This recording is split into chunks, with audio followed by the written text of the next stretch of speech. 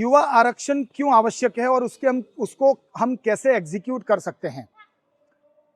युवा इस देश का और समाज का भविष्य है। मैं हर समाज को आश्वस्त करना चाहता हूं, आपके समाज को युवाओं के बिना नहीं सोच सकते। युवा है तो समाज है। मैं हर समाज के आगेवानों को एक मुहिम चलाने की विनती करता हूं कि जो भी ट्रस्ट मंडल होते हैं या जो भी एग्जीक्यूटिव कमेटी होती है या जिस तरीके के आप ऑर्गेनाइजेशंस बनाते हैं उसमें 33% युवाओं को आरक्षित कीजिए। 25 ईयर्स टू 40 ईयर्स 25 से 40 साल की उम्र के युवाओं को आप स्थान दीजिए, उनके विचारों को समझिए, उनको आप अगली जनरेशन के रूप में उनको तैयार कीजिए। मैं राजस्थान के कई समाजों से अवगत हूं और राजस्थान में कई समाजों की हालत दिन ब दिन पतली होती जा रही है। सिर्फ और सिर्फ उसकी वजह यह है कि युवा वर्ग उस समाज से विमुख हो गया है, क्योंकि जो लोग समाज को संचालित कर रहे थे उन्होंने कभी भी युवाओं के हित की बात नहीं करी। मैं आज युवाओं से ये विनती करने आया हूं, मैं युवाओं से विनती करता हूं कि आप आगे आइए, आप इस समाज का हिस्सा बनिए, समाज को मार्गदर्शित कीजिए। और सबसे बड़ी बात, अगर आपको लगता है कि आपको उपेक्षित किया जाता है, आपकी बात को सुना नहीं जाता है, तो फिर खुलकर आ जाइए सामने मैदान में। यही एक लास्ट और आखिरी विकल्प आपके पास में बचा है अपने समाज को बचाने के लिए। मैं फिर से एक बार सारे समाज, चाहे वो जैन समाज हो, चाहे वैष्णव समाज हो या हिंदुस्तान के अंदर हर ज्ञाति से रिलेटेड समाज हो, मैं दोनों हाथ जोड़कर उन समाज के अग्रणियों से विनती करना चाहता हूं कि आप अपने समाज की संपत्तियों को, समाज की रीति रिवाजों को और समाज के विचारधाराओं को अगर जीवित रखना चाहते हैं तो आपके पास में सिर्फ और सिर्फ एक ही विकल्प बचा है और वो विकल्प है युवा धन का आरक्षण। आप अपने ट्रस्ट मंडल में, अपने समाज की बॉडियों में, एग्जीक्यूटिव कमेटी में, हर जगह पर 33% का कंपलसरी आरक्षण लागू कर दीजिए।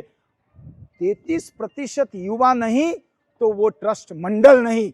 इस नारे के साथ में अगर आप समाज को फिर से रिकंस्ट्रक्ट करने की सोचेंगे तो ये समाज वापस सुदृढ़ और मजबूत हो जाएगा।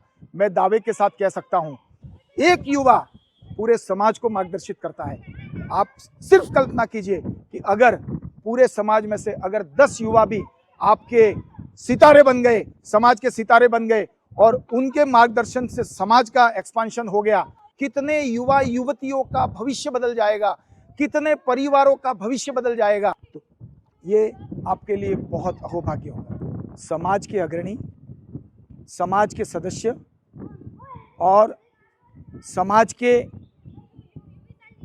सशक्त लोग एक बार मेरे इस संदेश पर गौर करें और अपने इस युवा धन को एक बार कमान के अंदर सिर्फ छूने की इजाजत दो। देखो उस समाज की क्या मजबूती बनती है जिस युवा के भरोसे पे एक इंसान 150 करोड़ लोगों के लिए काम कर रहा है। उस व्यक्ति का भी एक ही नारा है, सबका साथ सबका विकास।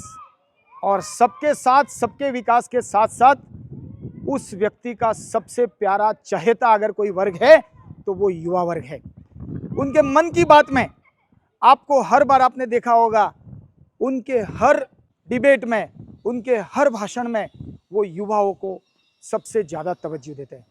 तो क्या हर समाज का ये जिम्मा नहीं बनता है? क्या इस समाज के उन लोगों की जिम्मेदारी नहीं बनती है कि हम भी हमारे युवा धन को आगे लाएं, आगे बढ़ाएं?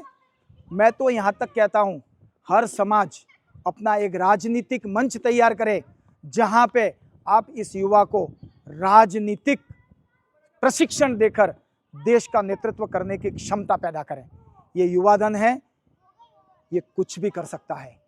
और हिंदुस्तान के अगर हर समाज ने इस युवा धन को अच्छी तरह से संभाल लिया, इस युवा धन को अच्छी तरह से मार्गदर्शित कर दिया, मैं दावे के साथ कहता हूं कि जो आज लोगों की पड़ापड़ी दूसरे देशों के वीज़ा लेने के लिए है, वो पड़ापड़ी दूसरे देशों की हिंदुस्तान के वीज़ा लेने के लिए होगी। और वो तभी संभव है जब युवा को उसकी भागीदारी दी जाएगी, युवा को हर कार्य के अंदर सम्मिलित किया जाएगा। एक ही नारा, युवा बिन देश अधूरा, युवा बिन समाज अधूरा। Thank you. जय जिनेंद्र, धन्यवाद, वंदे मातरम।